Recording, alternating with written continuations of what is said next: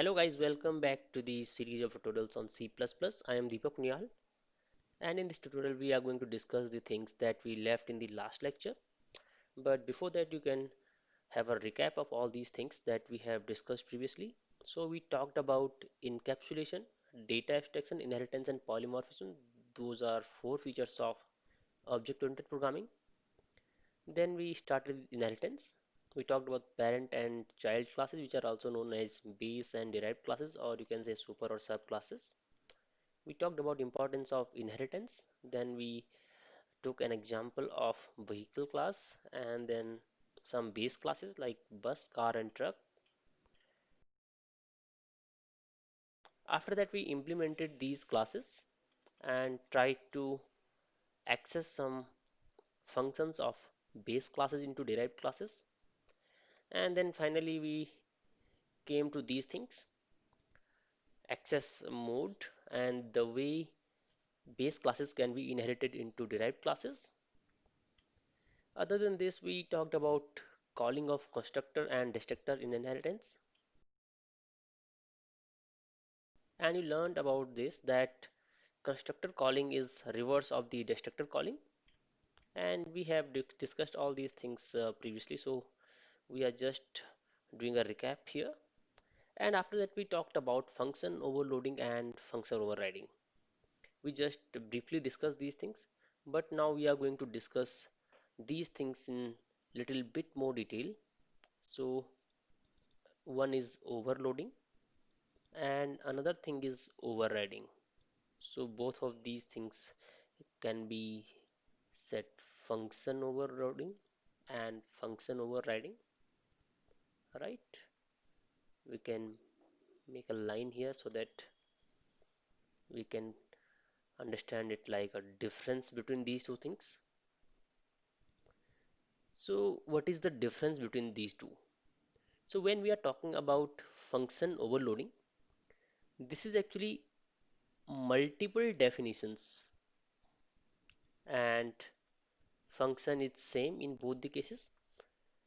We are just changing its signature, right? So when we say that we are changing signature, what does it actually mean? So changing signatures means we have actually three things here. So it could be number of parameters, it could be type of parameters and return type. These are actually three things in a function. But when we talk about changing signature or signature, only number of parameters and type of parameters matters, right? So if someone asks you that we are changing return type of a function, does that mean that we are changing signature of that function? So answer will be no. Return type does not count in this. Clear? So we'll take an example of it. You have a function area and it is actually accepting only one parameter. So it could be the case of square. You are just accepting one argument.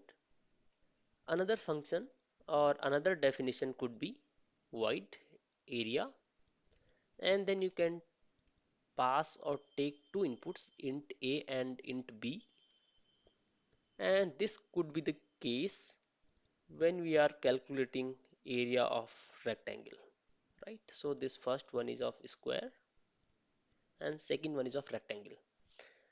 So we can say that in this case we have two different kind of parameters and number of parameters are different, so we can say that signature is different for these two functions, right? So let us consider this example one, and if these functions are implemented in a program, we can say that we are actually implementing function overloading.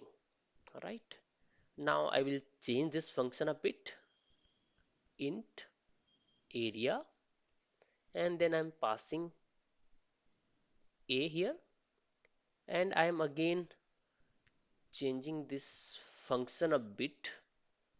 Your task will be to tell me whether this will be called function overloading or not. So what we have done here, so here we have same name of the functions, number of parameters and type of parameters is same, but we have changed the return type of these two functions. So pause this video for 5 to 10 seconds and answer this question whether we are doing operate whether we are doing function overloading here or not. So I hope you have got your answer correctly because we have discussed this thing above. That return type does not count into function overloading. Clear? So if it is int or void, it does not matter. Only these things matter. This right thing. This is called signature of a function. And this signature is same in both the cases. So we cannot say that here we are trying to do function overloading. Clear? One more thing that I want to tell you here. When we are talking about function overloading, we are actually writing these two functions in the same scope. Either these functions are inside same class, if we are talking about classes like in C++, and if you talk about maybe C programming language, you can write these two functions just in one file. Here you can write a main function, then area function, then another area function, and you can overload these two. Clear? So that's how it works. Now we are going to talk about function overriding. So in case of function overriding, we are actually redefining, right? So what we are redefining? We are redefining the base class function into derived class. So we have a base class, then we have a derived class. Suppose we have area function available here. We are implementing that area function in the derived class, right? We'll implement all these things in our next lecture, but till then you can understand this theory part, which is also important. So when we talk about signatures here, here both the functions will have same signature, and this is very important thing because when we are talking about overloading, we have different kind of signatures, right? But in this case, we have same signatures. Clear? Which means we have same parameters in terms of number and in terms of types. Clear? So I will just write one class for you. We have one class here. Suppose class A, and it has a function.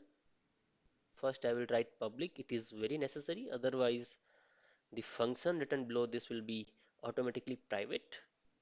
And now you have a display function here. You can implement it. We are not printing much of the things here, but I can just write hi here. And now this class ends here. What I am doing now, I am writing class B, which is derived class, and above class this A class parent class, and I am inheriting it in a public mode. After that, I will write a public access specifier, and then I can write same function again, which is display. We have to write return type here. So I will write return type first and then function name, and I will write something here. So of course I am not going to write hi here because if it is our only motive to write hi, then this function is enough for that, right? So I am going to write hello here so that you can understand that whenever we are overriding a function, we are trying to change a bit of functionality there, right? We don't want the same function or same function with same exactly same output or exactly same functioning, right? We don't want all the lines same in derived class. If we need all these things exactly same here, so we don't need to write this function at all. You can just create object and call the class or call this function.